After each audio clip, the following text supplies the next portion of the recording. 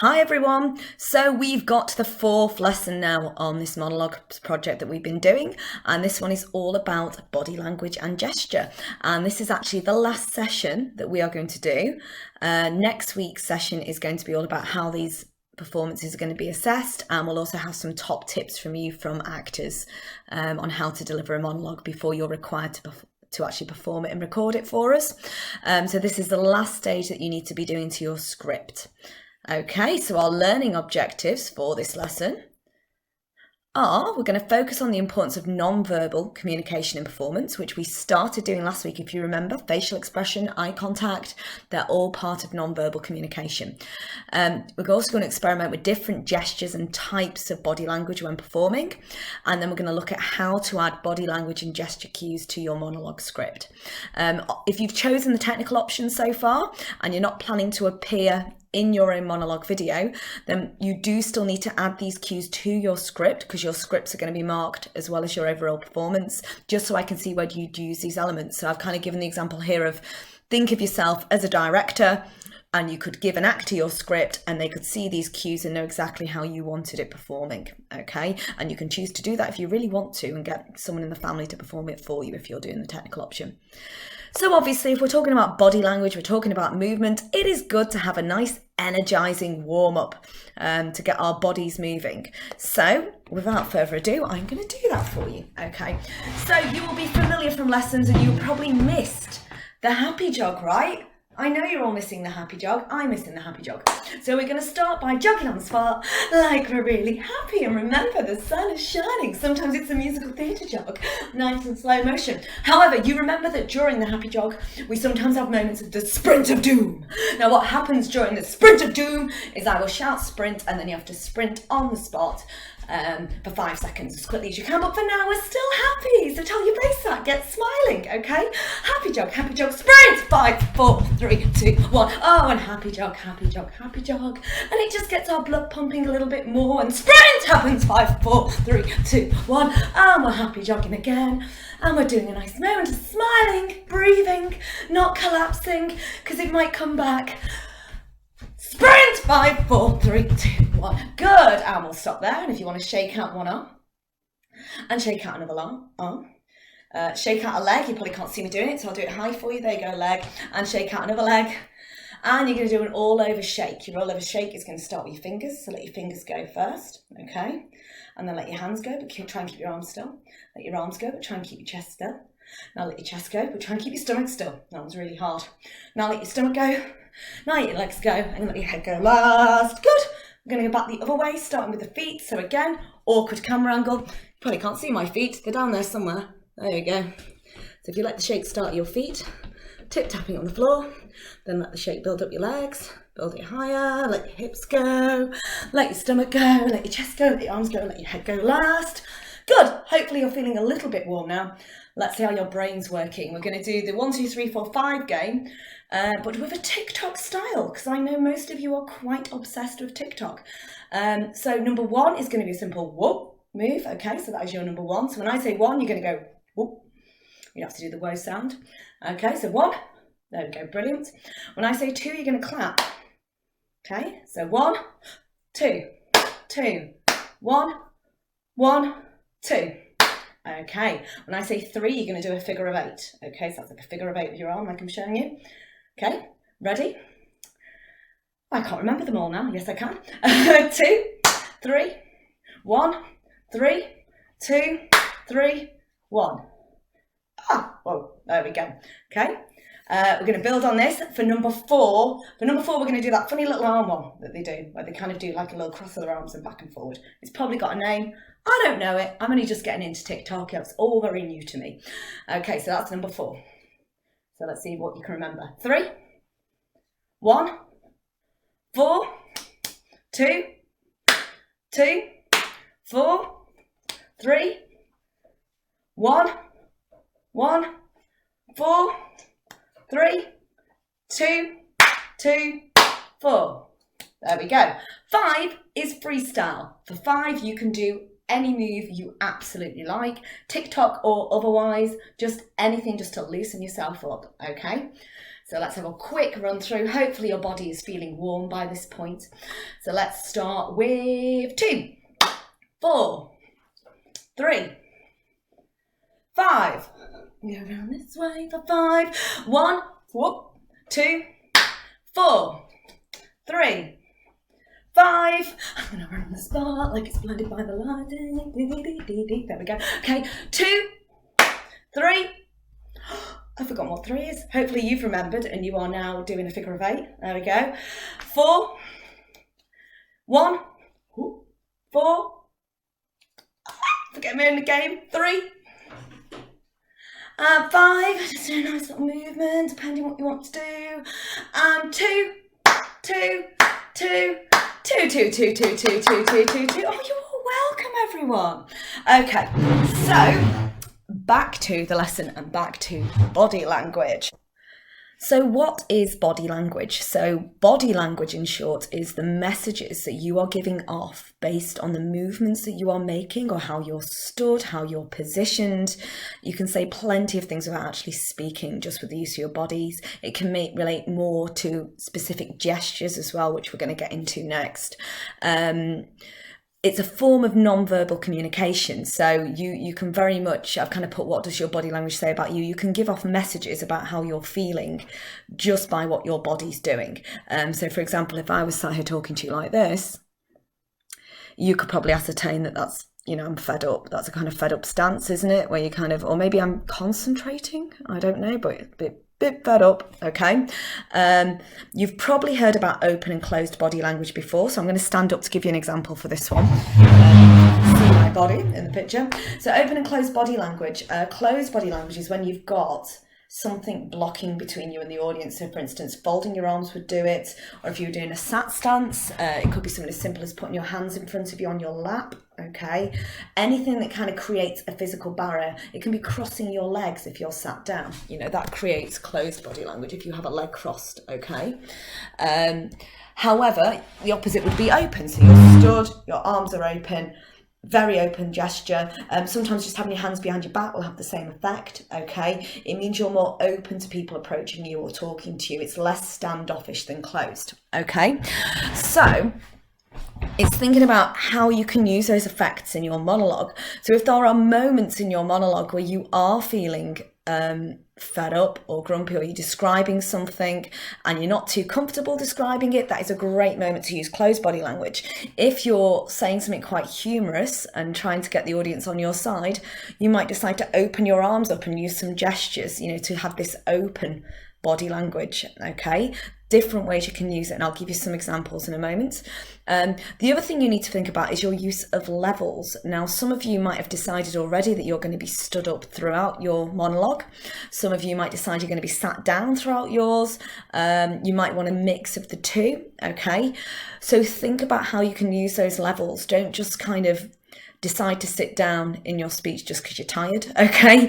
Think about that point in the speech. So it might be like, in my one with the chocoholic hamster, I might be describing rushing around about this hamster, being exhausted, trying to get him, describing it on my feet, being quite pacey. And then when we finally get him, I might sit down to talk to you, because that's like the feeling of, and I'm going to relax and sit, okay? Equally, if you stand at certain points, it changes your audience's focus and attention to you. So you can use that very deliberately. So if I'm going to tell you something quite important, I might decide to stand up to do it. And of course, you can hear the horrible chair moving on my floorboards. That's something I'll need to think about.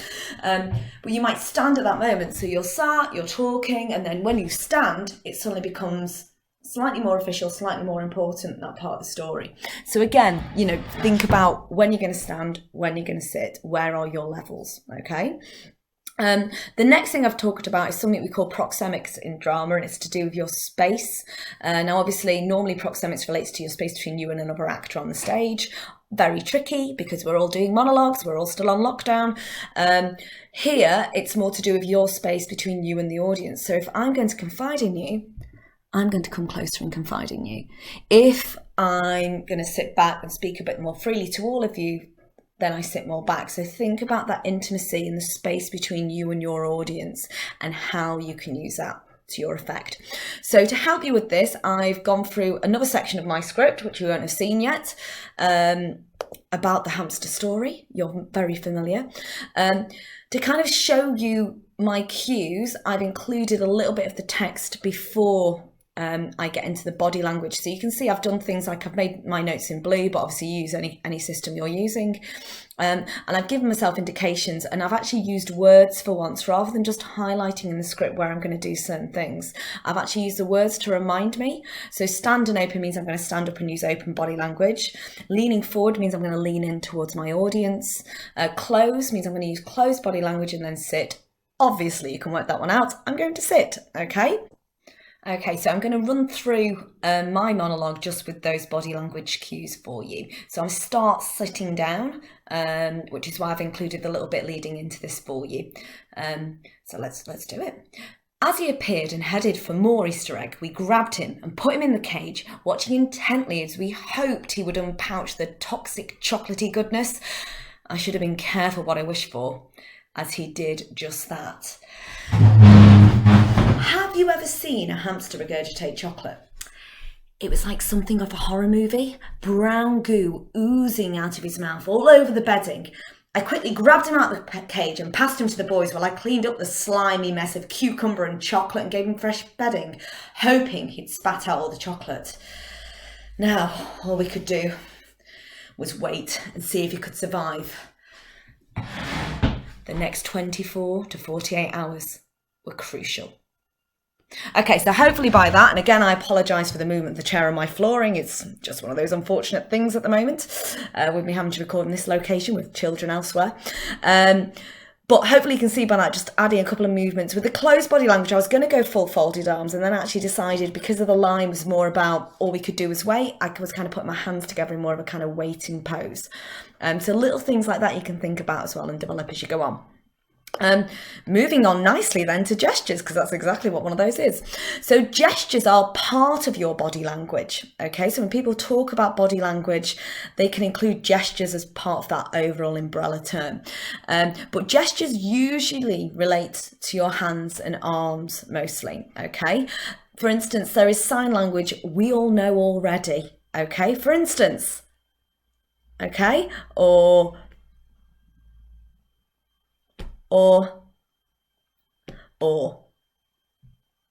okay, so signs and gestures that just become part of our language, even though they're not spoken. Now, the reason I'm focusing in on gestures particularly is I know from my own performing past and teaching for not going to say how many years, that one of the things that most students struggle with, or most actors struggle with when delivering a speech on stage sometimes, is what to do with their arms and their hands. It can be very frustrating. Sometimes they're just hanging by your side and it feels weird. You know, what do you do with them? So the best way to get around that is to add some set gestures to your script. This is also useful for people like me who you'll notice in this video. I gesticulate all the time. You know, if I've taught you, you definitely know that. My arms move a lot when I speak. I'm that kind of expressive person. So actually for me as an actor, if I set actual gestures I'm going to do in a speech, it stops all the crazy arm movements that I'd normally do naturally. But also means I'm not stood there like a lemon with my hands kind of stiff against my side, being really awkward about what to do with my hands, okay? Now, obviously, some of your speeches might involve you actually doing an activity with your hands, like baking or exercising or so on in some way. That's absolutely fine, but this is more for when you're talking and doing a piece to camera. It's useful to think about what these things are doing, because they can be an absolute nightmare, okay? So again, I've given you an example using my script, but this time I've used the same setup that you're familiar with already. I have just highlighted certain words where I feel I can use hand gestures, and I will stay sat throughout for now, just so you can see my hands more clearly. Obviously, if I stand up, it gets a bit tricky for you. Now, I've not written the kind of gestures I'm going to do, but you can probably guess, so let's have a guessing game as we do this. So have you ever seen a hamster regurgitate chocolate? So have you ever seen? What do you think would be a suitable gesture to do with your hands for that? So I'm talking directly to you, and I'm asking you, have you ever seen? So something like that, you know, have you ever seen? I'm delivering my hand to you. Have you ever seen? Or pointing, have you ever seen? Yeah, a point or some kind of open hand because I'm asking you. Okay. When I'm talking about the brown goo oozing out of his mouth, which it really did, it was pretty gross. Again, this kind of oozing gesture, oozing, like you can imagine it almost coming out, okay, with the hands doing this kind of gesture, okay? So when I quickly grab him, I'm literally going to quickly grab him. There's my hand. I'm grabbing a hamster, yeah? I'm going to grab him very gently. Don't panic. No hamsters were injured. As you can probably hear him in his wheel in the background. When I talk about the slimy mess of cucumber and chocolate, what kind of hand gesture could I do without arms? So if I'm thinking of a slimy mess, it's that kind of slimy mess, like slimy mess, like gooey. Okay, so I'll probably do something like that for those. Okay, so again, I'll try and deliver this so you can see my arm. So I'll raise myself slightly. Have you ever seen a hamster regurgitate chocolate? It was like something out of a horror movie. Brown goo oozing out of his mouth, all over the bedding. I quickly grabbed him out of the cage and passed him to the boys while I cleaned up the slimy mess of cucumber and chocolate and gave him fresh bedding. And then I'll stop there because that's where the gestures stop. So you get the idea. By making those set gestures, I'm then not doing this all the way through my speech, but equally I don't feel like my arms are dead at my sides. I feel like I can do something with them. So now it is over to you, okay? It's now time for you to add body language and gesture cues to your own script. So work through your script and work out where you could maybe stand at some points, do open or closed body language, or add a few of those deliberate hand gestures in there. Then I'd recommend you practice performing your speech on your phone or in front of a mirror so that you can actually check your choices and look back and think, does that look right? Is that how I want it? For those of you doing the technical option, this is where you need to add cues to your script where you feel they'd most benefit the performance. And again, getting that director headset, it's as if you are giving it to an actor and they've got to perform it how you want it. So be specific, please. Little warning at the end, just warning you that you will be submitting your script with all your cues next week. So I expect to have the full thing written up with all your little cues in there. And then the following week, you will be doing your actual performance. And next week's lesson, I will run through how I'm going to be grading things as well with you so you know what to expect. So good luck. I hope you've enjoyed this lesson. If you're doing this task on Firefly, you can now answer the questions at the end of it and start adding your cues. And if you're doing this from MTBS or one of the other schools, you can just start adding your cues straight away. Okay, bye everyone.